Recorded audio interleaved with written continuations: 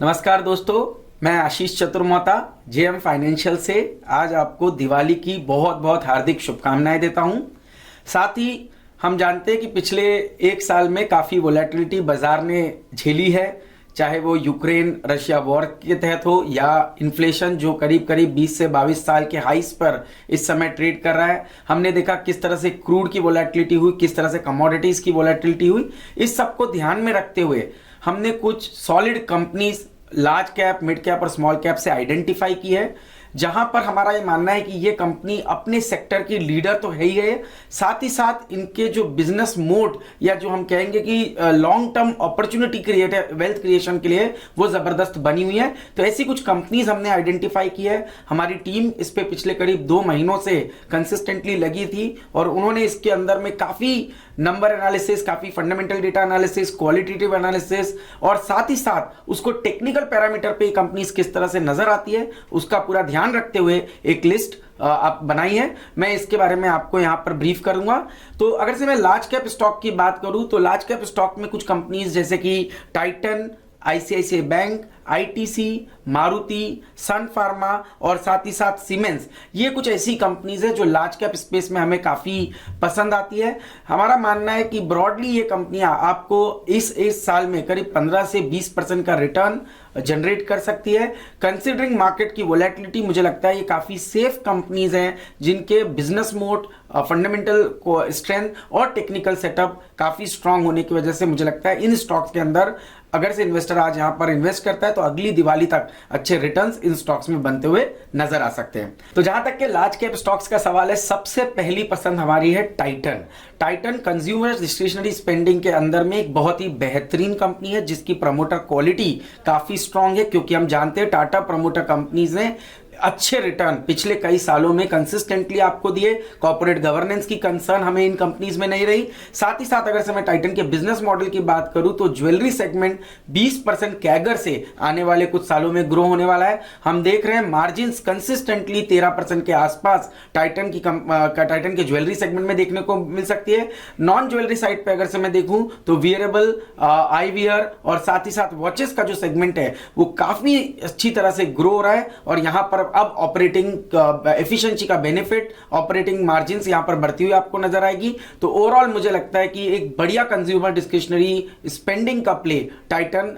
देखने को नजर आता है। इस स्टॉक में हमारा लक्ष्य 3100 रुपए का है, जो हमें लगता है आने वाले 6 से 9 महीनों के अंदर में आता हुआ देखने को नजर आ सकता है। दूसरी पिक है हमारी प्राइवेट बैंकिंग बास्केट के अंदर में आईसीआईसीआई बैंक। मित्रों, ये अगर से आप इसको देखें तो आईसीआईसीआई बैंक एक ऐसी कंपनी है प्राइवेट सेक्टर बैंकिंग बास्केट के अंदर जहां पर पे कंसिस्टेंटली निम्स यानी कि नेट इंटरेस्ट मार्जिन का एक्सपेंशन होते हुए देखने को मिल रहा है, और वो भी तब जब आप देख रहे हैं कि इंटरेस्ट रेट इन्वायरमेंट ग्लोबली और साथ ही साथ डोमेस्टिकली अच्छी काफी स्पीड से इंटरेस्ट रेट जीसेक यील्ड्स बढ़ रही है। उसके बावजूद भी बैंक अपनी नेट इंटरेस्ट मार्जिन को बढ़ा पा रहा है, क्योंकि रिटेल के साथ साथ कॉर्पोरेट लेंडिंग दोनों ही साइड पे एक जबरदस्त ग्रोथ हमें देखने को नजर आ रही है। रिटेल स्पेंडिंग तो हम देख ही रहे हैं किस तरह से ग्रो हो रही है, जिसकी वजह से रिटेल लोन बुक ग्रो कर रही है, पर साथ में कॉर्पोरेट लेंडिंग जिस तरह से प्राइवेट केपेक्स अब एक मोमेंटम पकड़ रहा है। हमने देखा पिछले 10 सालों में प्राइवेट केपेक्स इस तरह से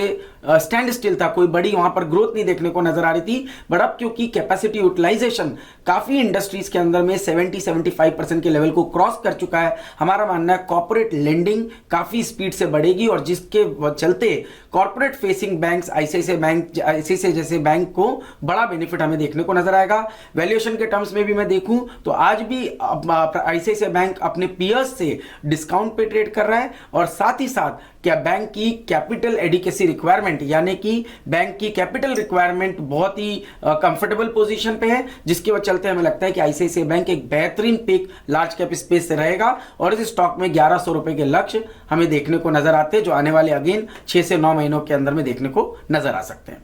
दोस्तों आईटीसी एफएमसीजी स्पेस में हमारी टॉपिक है और अगर से आप आईटीसी के लॉन्ग टर्म परफॉर्मेंस को देखेंगे तो आप देख रहे हैं कि 2010 से 2018 तक आईटीसी एक बहुत ही बड़ा अंडर परफॉर्मर रहा अपने सारे एफएमसीजी प्लेयर्स के सामने। बट पिछले एक साल के अंदर में आईटीसी ने एक जबरदस्त रिकवरी दिखाना शुरू कर दी है और उसका कारण सिंपल है कि आईटीसी के दो बिजनेस मॉडल जिनको हम दो तरह से डिवाइड करते हैं, cigarette business and non cigarette business. अगर से सिगरेट बिजनेस की बात करें तो यहां पे भी कंपनी के अंदर में मार्जिन सिंगल हाई डिजिट के अंदर में आती हुई नजर आ रही है। अगर से नॉन सिगरेट बिजनेस की मैं बात करूं तो होटल, एफएमसीजी और साथ ही साथ पेपर इंडस्ट्री, ये सारे सेगमेंट काफी अच्छी तरह से परफॉर्म कर रहे हैं। आईटीसी के अंदर एक बड़ा ट्रिगर ये बन सकता है कि कंपनी इवेंचुअली अगर से कोई डीमर्जर करती है तो एक बड़ी अनलॉकिंग हमें आईटीसी के स्टॉक में देखने को नजर आएगी, जहां पर पे शायद होटल बिजनेस, एफएमसीजी बिजनेस और साथ ही साथ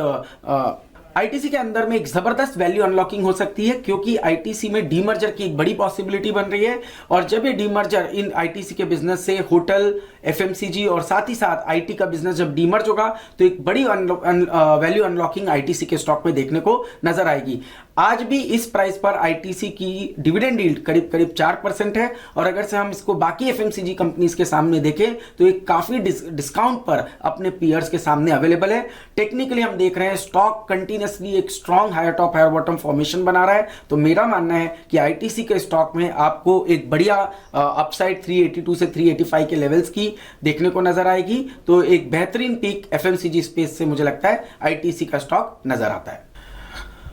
दोस्तों तो आप सभी गाड़ियां खरीद रहे हैं और इसका बेनिफिट किसी एक कंपनी को बहुत ही बढ़िया तरीके से मिलेगा, तो वो है मारुति। क्योंकि हम जानते हैं कि मारुति जो कि इंडिया की सबसे बड़ी ऑटोमेकर कंपनी है, जो करीब करीब एक समय पे 52% का मार्केट शेयर रखती थी, यानी कि हर दूसरी गाड़ी जो इंडिया में बिकती थी वो मारुति होती थी। बट कहीं ना कहीं पिछले 2-3 सालों में मारुति ने अपना मार्केट शेयर लूज किया। इसके कई कारण थे, बट अगर से अब हम लास्ट के 3-6 महीनों को देखें तो मारुति में एक जबरदस्त एक्सपांशन की बात शुरू होने लग गई है। कहीं ना कहीं काफी न्यू लॉन्चेस मारुति के अंदर में आ रहे हैं, चाहे वो एसयूवी सेगमेंट में हो, कॉम्पैक्ट सेगमेंट में हो। और जिस तरह से मारुति का प्रेजेंस सीएनजी सेल्स के अंदर में आता है, साथ ही साथ ईवी के सेगमेंट में गाड़ियां अपनी नए लॉन्चेस लेके आ रही है, हमें लगता है मारुति कहीं ना कहीं अपना खोया हुआ मार्केट शेयर वापस पाने की पूरी एक कोशिश कर रहा है। और जो नए लॉन्चेस के थ्रू और जिस तरह से न्यू केपेक्स हो रहा है उसके थ्रू दिखना शुरू हो चुका है। साथ ही साथ कमोडिटी प्राइसेस में जबरदस्त एक गिरावट आई है, चाहे आप aluminium, copper, zinc, lead, steel, किसी भी कमोडिटी को देखें तो औसतन 30 से 40% ये कमोडिटीज के प्राइस गिर गए हैं, जो कि मारुति के कमोडिटी प्राइसेस को, प्रेशर को काफी ईज आउट करेगा और मार्जिन्स को मेंटेन रखने में या बढ़ाने में मददगार साबित होगा। वैल्यूएशन के लिहाज से भी हम देखें तो मारुति अपने 2 से 3 साल के एवरेज पी मल्टीपल से काफी नीचे ट्रेड कर रहा है। टेक्निकली हमने देखा है स्टॉक ने अपना ऑल टाइम हाई 2017 को बनाया था, तब स्टॉक 9,900 के ऑल टाइम हाई से करेक्ट हुआ और आज भी जब बाजार नए ऑल टाइम हाई पर जा चुका है, उसके बावजूद भी मारुति के लेवल्स अपने पुराने ऑल टाइम हाई से नीचे ट्रेड कर रहे हैं। तो हमारा मानना है एक बढ़िया री रेटिंग का कैंडिडेट मारुति बन सकता है। 10,350 के लक्ष्य हमें लगता है मारुति में अगली दिवाली तक आते हुए नजर आ सकते हैं। दोस्तों सन फार्मा हमें काफ़ी पसंद है फार्मास्यूटिकल स्पेस में, क्योंकि हम जानते हैं कि इंडिया के अंदर में तो सबसे बड़ी कंपनी सन फार्मा है ही, पर साथ ही साथ अगर से यूएस जेनरिक मार्केट में भी हम देखें तो ग्लोबली सन फार्मा का 8वें नंबर का रैंक लगता है। इस सन फार्मा के अंदर में अभी काफी एक री रेटिंग होने के चांसेस है, क्योंकि जिस तरह से स्पेशलिटी बिजनेस अच्छा कर रहा है, एपीआई बिजनेस अच्छा कर रहा है, डोमेस्टिक बिजनेस अच्छा कर रहा है, हमें लगता है सन फार्मा एक बेहतरीन फार्मा पिक हो सकती है। और इस स्टॉक ने कहीं ना कहीं एक बड़ा अंडर परफॉर्मेंस पिछले कुछ सालों में रखा, बट अभी हम देख रहे हैं कि एक रिलेटिवली स्टॉक के अंदर में कंटिन्यूसली एक हायर टॉप हायर बॉटम के स्ट्रक्चर बन रहे हैं। तो हमारा मानना है कि सन फार्मा जल्दी अपने ऑल टाइम हाई को रीटेस्ट करेगा और 1100 रुपए के लक्ष्य हमें लगता है सन फार्मा के स्टॉक में आपको आने वाले 6 से 9 महीनों में देखने को नजर आ सकते हैं। तो दोस्तों अब हमने काफी बात की लार्ज कैप की, पर जो असली अल्फा जनरेशन है वो होता है मिड कैप और स्मॉल कैप से, और जो हमारे काफी मित्रगण, हमारे इन्वेस्टर मित्रगण इसके बारे में अपॉर्चुनिटी का वेट करते हैं। और क्योंकि मैंने पहले भी कई बार काफ़ी मिड कैप कंपनीज जैसे कि टाटा एलेक्सी, केपीआईटी, पर्सिस्टेंट, लार्सन एंड इन्फोटेक, टूब्रो जैसी कई कंपनीज हमने पिछले कई सालों में रिकमेंड की और जो इवेंचुअली मल्टी बैगर्स बन गई। तो अब हमारा मानना है कि ऐसी कुछ कंपनीज जो कि एक सॉलिड फंडामेंटल के साथ में इस समय पे नजर आती है, उनके बारे में हम बात करेंगे। सबसे पहली कंपनी दोस्तों केपीआईटी टेक्नोलॉजीज। तो हमारा ये मानना है कि जिस तरह से कार्स को कंप्यूटर ऑन व्हील्स में कन्वर्ट होना है, इसको अगर से कोई कंपनियां जिनके ऊपर काम कर रही है, उन कंपनियों में जिनका नाम शामिल है उसमें टाटा एलेक्सी, केपीआईटी और Larsen and Toubro technology services जैसी कंपनी है। बट केपीआईटी हमें इसलिए काफी पसंद है कि आज अगर से ग्लोबल ओईएम्स, ग्लोबल अगर से हम ओरिजिनल ऑटोमेकर्स के बारे में बात करें तो करीब करीब 10 ऑटोमेकर्स आज की डेट में ग्लोबली केपीआईटी के क्लाइंट है। और अगर से आप इस पूरे स्पेस को देखें तो R&D स्पेंड आज की डेट में करीब $20 बिलियन का होता है, जो आने वाले 5 से 7 सालों में करीब $60 बिलियन की अपॉर्चुनिटी बनने जा रही है। इस पूरे स्पेस में केपीआईटी को का मार्केट शेयर काफी अभी कम है और जिस तरह से कंटिन्यूसली केपीआईटी अपने tech upgradation, auto tech upgradation के अंदर में काम कर रहा है, हमारा मानना है साइज ऑफ अपॉर्चुनिटी काफी बड़ी है और ये कंपनी इस एक राइट पाथ पर चल रही है जिसका बड़ा बेनिफिट केपीआईटी टेक्नोलॉजीज को देखने को नजर आ सकता है। रिसेंटली कंपनी ने एक कंपनी को भी एक्वायर किया जिसका अगेन बेनिफिट आने वाले कुछ सालों में हमें देखने को नजर आएगा। तो केपीआईटी पे हमारा मानना है 830 रुपए के लक्ष्य आपको दिवाली तक या शायद 9 महीने से 12 महीने के टाइम फ्रेम में देखने को नजर आ सकते हैं। थोड़ा लॉन्ग टर्म नजरिए से हम देखें तो हमें लगता है इस स्टॉक में एक बढ़िया कंपाउंडिंग आपको होती हुई नजर आ सकती है। दोस्तों कंज्यूमर डिस्क्रिशनरी स्पेंडिंग की अगर से हम बात करें तो आज फुटवेयर सेगमेंट को हम इग्नोर नहीं कर सकते। फुटवेयर सेगमेंट जो कि आज से कई सालों पहले एक तरीके का एक बेसिक नेसेसिटी के तौर पर देखा जाता था, आज वो एक फैशन स्टेटमेंट के तौर पे देखा जाता है। और अगर से ये पूरा ट्रेंड चेंज होता है तो इसके अंदर में मेट्रो ब्रांड एक बहुत ही बड़ा बेनिफिशियरी हमें देखने को नजर आता है। मेट्रो ब्रांड के अगर से हम कंपैरिजन करें इनके पीयर्स के साथ में तो आप देखेंगे एक जबरदस्त ग्रोथ इस सेगमेंट में, मेट्रो ब्रांड के सेगमेंट में सेल्स साइड पर और ऑपरेटिंग मार्जिन्स के तौर पर हमें देखने को नजर आ रहा है। कंपनी बहुत ही बढ़िया उम्दा फाइनेंशियल्स के साथ में काम कर रही है और जिस तरह से नए स्टोर एक्सपेंशन कंपनी के अंदर देखने को नजर आ रहे हैं, हमें लगता है मेट्रो ब्रांड एक बहुत ही बढ़िया बेनिफिशियरी रहेगा इस कंज्यूमर डिस्क्रिशनरी स्पेंडिंग का। और हमारा मानना है 1070 से 1100 रुपए के लक्ष्य दिवाली तक आपको मेट्रो ब्रांड के स्टॉक में देखने को नजर आ सकते हैं। दोस्तों हम सभी जानते हैं कि किस तरह से हम बढ़ते हुए क्रूड प्राइसेस की वजह से परेशान हैं और किस तरह से एथेनॉल ब्लेंडिंग के ऊपर गवर्नमेंट का एक बड़ा फोकस बना हुआ है। और इसी फोकस को ध्यान में रखते हुए दोस्तों प्राज इंडस्ट्रीज एक बहुत ही बेहतरीन पिक है इंजीनियरिंग गुड्स को प्ले करने के लिए और साथ ही साथ एथेनॉल ब्लेंडिंग के ऊपर जो गवर्नमेंट का फोकस बनाया हुआ है उस पूरी स्पेस को ध्यान में रखते हुए हमें लगता है प्राज इंडस्ट्रीज एक बेहतरीन पिक होगी। आज की डेट में एथेनॉल ब्लेंडिंग करीब 10% की गवर्नमेंट ने अलाउ की है, जो आने वाले समय में 15% तक जाती हुई नजर आती है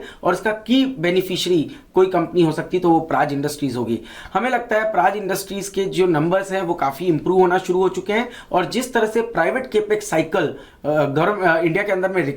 रिटर्न हो रही है, एक बड़ा बेनिफिशियरी प्राज इंडस्ट्रीज उसका बनता हुआ नजर आएगा। हमारा मानना है कि प्राज इंडस्ट्रीज के अंदर में 550 रुपए के लक्ष्य आने वाले 6 से 9 महीनों में देखने को नजर आएंगे और थोड़ी लंबी अवधि में अगर से स्टॉक को रखें तो हमें लगता है प्राइवेट केपेक्स की पूरी रिकवरी का बेनिफिशियरी आपको प्राज इंडस्ट्रीज के स्टॉक में आने वाले कई सालों तक होता हुआ नजर आ सकता है। दोस्तों आप सभी जानते हैं China+1 एक बहुत ही बड़ा थीम उभर के आया है और इसका सबसे बड़े बेनिफिशियरी रहे हैं speciality chemical companies. Speciality chemical companies में भी दीपक नाइट्राइट एक ऐसी कंपनी है जो कि इंपोर्ट सब्स्टिट्यूशन के लिए काफी बढ़िया प्ले माना गया है। कंपनी हम सभी जानते हैं कि पिछले 7 साल पहले कंपनी किस तरह से एक हाई डेट कंपनी के तौर पर देखी जाती थी और आज हम देखें तो कंपनी के अंदर में ऑलमोस्ट 0 डेट ये कंपनी ट्रेड कर रही है। इन्होंने सारा पैसा कमा करके सारा अपना डेट को रिपेमेंट कर दिया और स्ट्रॉन्ग ऑपरेटिंग कैश फ्लोज के साथ कंपनी की नेटवर्थ बहुत ही बढ़िया तरह से बढ़ रही है। फिनॉल एसीटोन की कैपेसिटी इनकी कंसिस्टेंटली काफी हायर कैपेसिटी यूटिलाइजेशन पर काम कर रही है। तो हमें लगता है कि दीपक नाइट्राइट एक बहुत ही बढ़िया बेनिफिशियरी रहेगा इस पूरी China+1 थीम को प्ले करने का। और जिस तरह से यूरोप में भी हम देख रहे हैं काफी प्रॉब्लम्स आते हुए नजर आ रहे हैं, इसका भी बेनिफिट काफी स्पेशलिटी केमिकल कंपनीज को मिलेगा। तो अगेन हमें लगता है दीपक नाइट्राइट एक बेहतरीन पिक होगी पूरे स्पेशलिटी केमिकल को प्ले करने के के लिए। और यहाँ पे हम मानते हैं 2730 से 2750 के लक्ष्य दिवाली तक दीपक नाइट्राइट के स्टॉक में आते हुए नजर आ सकते हैं। दोस्तों ये तो हमने कुछ ब्रीफ बात की, पर अगर से आपको हमारी दिवाली पिक्स के बारे में पूरी डिटेल्ड जानकारी चाहिए, उनके रैशनल चाहिए, तो आप इस रिपोर्ट को जरूर व्यू कीजिए। इस रिपोर्ट की लिंक हम हमारे डिस्क्रिप्शन बॉक्स में डाल रहे हैं, इसको जरूर से पढ़िए। इस पे काफ़ी मेहनत हमारे एनालिस्ट ने की है और हमारा मानना है कि इनको पढ़कर आप अपनी वेल्थ क्रिएशन जर्नी की एक स्टेप में एक स्टेप और आगे बढ़ाएंगे। इसी के साथ दोस्तों बहुत बहुत शुक्रिया और आपको दिवाली की बहुत बहुत शुभकामनाएं।